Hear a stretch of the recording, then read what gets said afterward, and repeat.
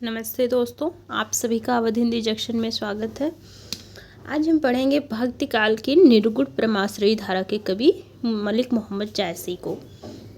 आइए देखते हैं। मलिक मोहम्मद जायसी 1500 ईस्वी से 1542 ईस्वी। जायसी हिंदी साहित्य के भक्ति काल की निर्गुण प्रेमाश्रयी धारा के कवि हैं। ये अत्यंत उच्च कोटि के सरल और उदार सूफी महात्मा थे। पिता की मृत्यु हो जाने पर जायसी का पालन पोषण उनके ननिहाल मानिकपुर प्रतापगढ़ में हुआ। जायसी प्रसिद्ध सूफी फकीर शेख मोहिउद्दीन के शिष्य थे, जो जायस में रहते थे। जायसी ने पद्मावत ग्रंथ में अपने गुरु सैयद अशरफ गुरु का उल्लेख किया है। अशरफ और गुरु मोहम्मदी सूफियों की चिश्ती परंपरा के फकीर थे। जायसी शेरशाह के समकालीन थे। जायसी को शेरशाह का आश्रय प्राप्त था, पर जायसी का अधिकांश समय अमेठी के नरेश के यहाँ व्यतीत हुआ था। जायसी के 6 वर्ष की अल्पावस्था में ही चेचक के प्रकोप से उनकी बाईं आंख और बायां कान जाता रहा। गनीमत यह हुई कि उनकी एक आंख बच गई। जायसी ने स्वयं अपने को एक आंख का काना कहा है। उनके कान से सुनाई नहीं पड़ता था। जायसी ने स्वयं लिखा है, मुहम्मद बाई दिस तजा इक सरवन इक कान, और इनके अनाकर्षक चेहरे को देखकर लोग हंसते थे, किंतु कविता सुनकर रोते थे। जे मुख देखा ते हंसा, सुनते ही आयु आंसू। कहते हैं कि शेरशाह इनके रूप को देखकर हंस पड़ा था। इसके उत्तर में जायसी ने कहा, मोहिका हंसिस की को रही, अर्थात मुझ पर हंसते हो कि मुझे बनाने वाले कुम्हार पर, जिसने शरीर को गढ़ा है। इस पर शेरशाह को लज्जित होकर क्षमा मांगनी पड़ी। जायसी अपने समय के सिद्ध फकीरों में गिने जाते हैं। इन्हें लोग पहुंचा हुआ पीर मानते थे। अमेठी के राजघराने में बहुत मान था। जायसी के अनेक शिष्य थे और परंपरा से प्रसिद्ध है कि उनका एक शिष्य अमेठी में रहता था और वह नागमती का 12 मासा गा गा कर घर घर भिक्षा मांगता था। एक दिन अमेठी नरेश ने उसे बुलाकर वह 12 मासा सुना और उसके रचयिता का नाम पूछा। शिष्य ने जायसी का नाम बता दिया। राजा ने बड़े सम्मान पूर्वक जायसी को अपने यहाँ बुलाकर राजाश्रय दिया। जायसी गृहस्थ थे। वे एक पुत्र के पिता भी थे। अचानक मकान में दब जाने से उनके पुत्र की मृत्यु हो गई। इससे जायसी विरक्त होकर सूफी संप्रदाय की ओर चले गए।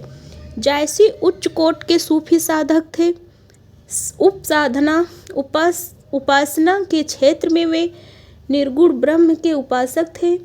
जीवन के अंतिम दिनों में जायसी अमेठी से 2 मील दर एक जंगल मगरावन में रहा करते थे।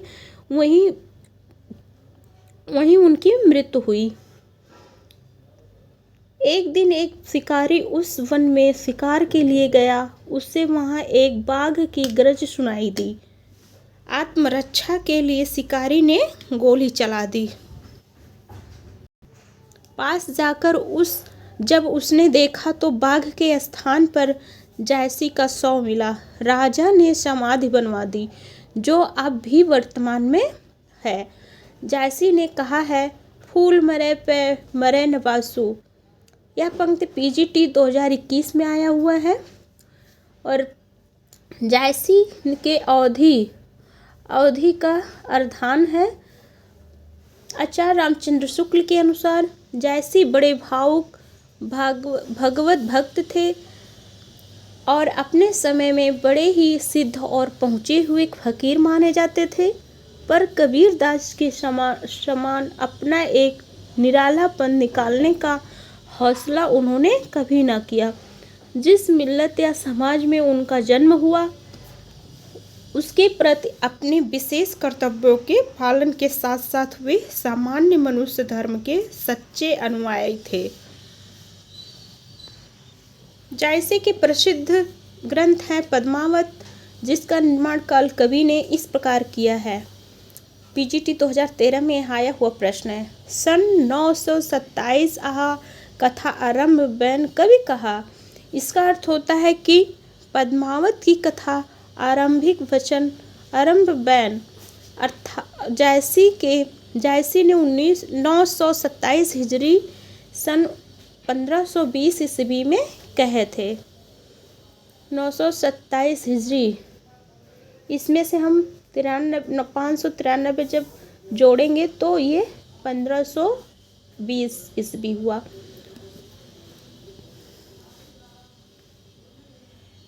इस ग्रंथ के आरंभ में मनसबी के लोर के अनुसार शाही वक्त शेरशाह की प्रशंसा है।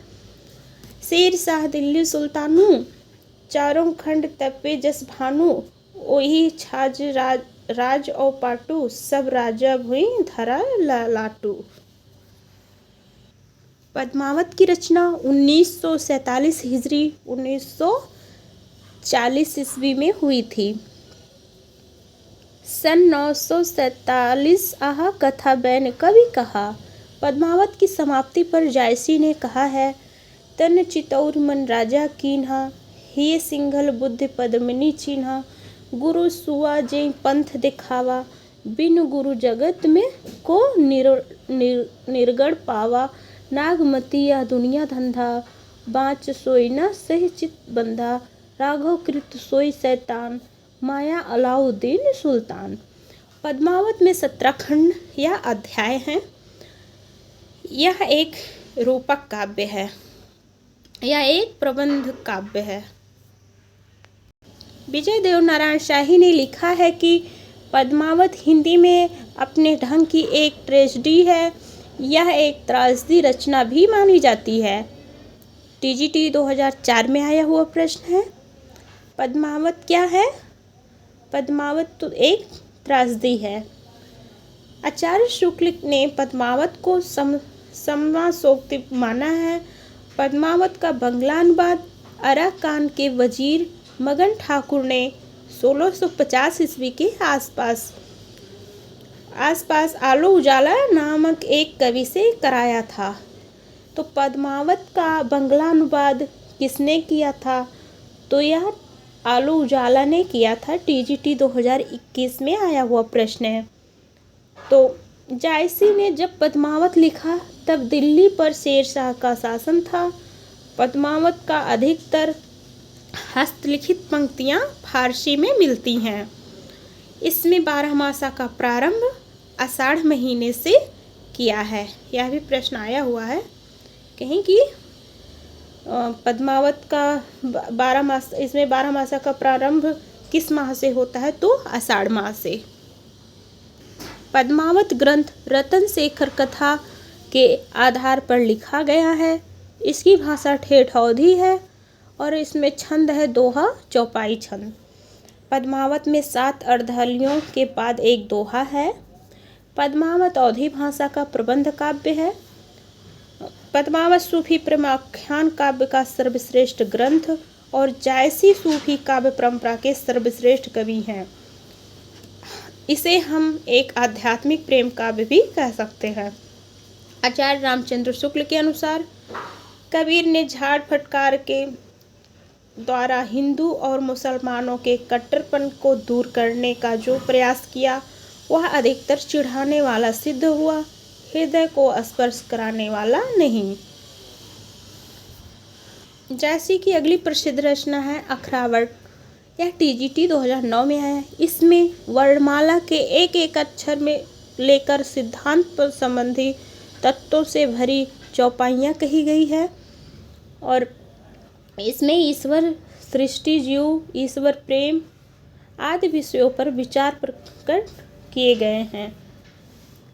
अगली रचना है जैसी कि आखिरी कलाम। इसमें कयामत का वर्णन है। ये भी पीजीटी 2013 में आया हुआ प्रश्न है। पद्मावत अखरावट आखिरी कलाम में बहुत महत्वपूर्ण रचना है इनकी। कि आखिरी कलाम में क़यामत का वर्णन है। पीजीटी 2013 में आया हुआ प्रश्न है। इसमें मुग़ल बादशाह बाबर की प्रशंसा की गई है। यह फारसी अक्षरों में छपी है और आखिरी कलाम में 936 हिजरी यानी सन 1528 के लगभग माना जाता है।